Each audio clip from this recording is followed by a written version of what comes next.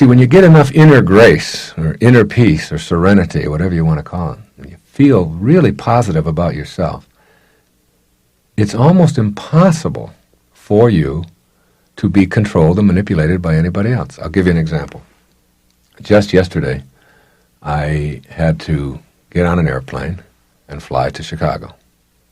Now, I got on the airplane at 1 o'clock in the afternoon in Fort Lauderdale. The plane took off and flew for 30 minutes, and they couldn't retract the landing gear.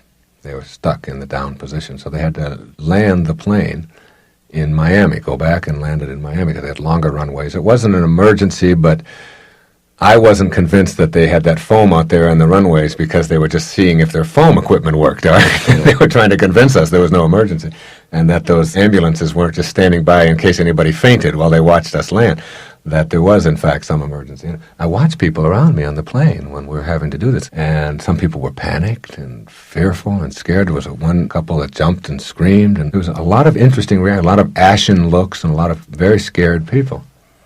And I looked at myself, and I didn't have any of that. I didn't have any of that. It was okay. And I knew I was going to be okay, and I saw myself being okay.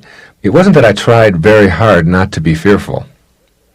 It was that inside of me, there is something that has replaced that fear, and that is called grace or serenity. And it was okay. It was just simply all right, and I was fine. In fact, I was effective. I calmed down the guy next to me. I looked around to see where the emergency exits were because I wanted to know how to get out of this place. I used my mind in a situation where other people might elect panic. I was electing to be conscious, to be intelligent, to save myself if necessary, and I wasn't the least bit afraid. And I know I would have been afraid at an earlier time in my life. That fear, that potential for fear, has been replaced by peace and fulfillment and knowing that when it's my turn, and that's okay too, and that I'm not afraid of any of that. So we landed, okay, and everything was fine. And there was a computer part that was missing that wouldn't give the right signal for the landing gear to go up, so they had to replace the part, and they canceled the flight. And 192 people were on this plane, and it was full. Right? There wasn't an empty seat. It was the last week after Easter break. There's no seats out of South Florida at all. Right. They announced, the first thing they did was announce that there would be nobody getting a seat out of South Florida because you just can't get one on all the airlines. They're all filled up. And you probably will have to be here a couple of days until we can do something about it. And they even announced that they weren't going to put us up in a hotel. There was like all of these negative things. And I watched the people around me. Now, a minute ago, they were worried about whether they were going to be alive. Now, suddenly, they're alive and they're relieved about that. Now they're angry because the plane isn't going to take off or they're going to have a replacement. And so there's all this anger. Now, I believe in looking for solutions, never looking for problems. So when the plane landed, they said, no one can get off the airplane.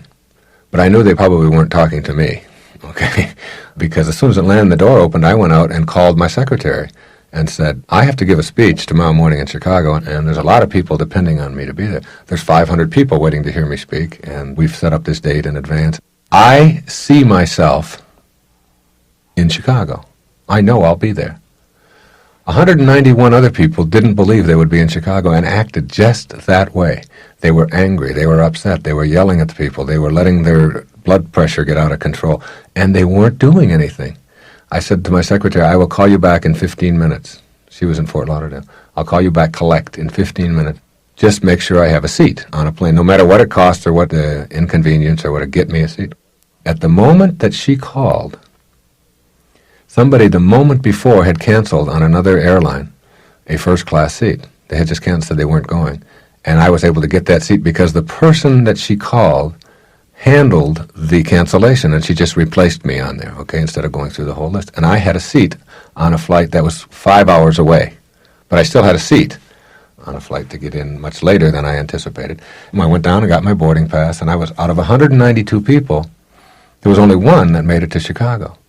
And I was that one, not because I'm smarter than everybody else, or because I know anything that other people don't know, or because I'm better than anyone else. It was because I look for solutions, not for problems, and I refuse to be victimized by my need to be right through using anger and being upset and so on. When you are able to visualize yourself doing something, you start acting on that visualization or that image. You're able to make things happen when you're looking for solutions that you can never make happen when you're more preoccupied with being a victim.